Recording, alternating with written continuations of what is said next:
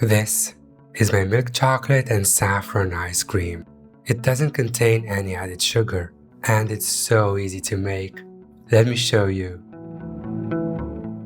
Crush some saffron threads into a very fine powder. Then add this to 50 grams of xylitol and 0.2 grams of guar gum. Then add this mixture to 50 grams of skim milk powder. Add 4 egg yolks to 320 grams of milk. Add the dry ingredients while whisking constantly.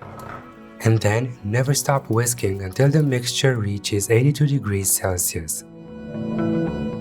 Pour the hot custard over 160 grams of milk chocolate. Blend it smooth, and then add 320 grams of very cold whipping cream. Continue blending for 2 minutes. Cover it with plastic wrap directly on the surface and refrigerate the ice cream base for 8 hours. Then peel off the plastic and blend it again for 2 more minutes. Now churn it in your ice cream machine. Before the cycle ends, add 50 grams of melted milk chocolate. Transfer the soft ice cream to a frozen casserole.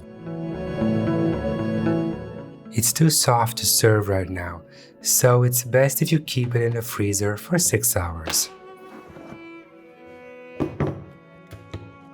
Before you scoop it out, let it sit on the counter for 10 minutes. You'll see it's super creamy and it scoops out so easily and beautifully.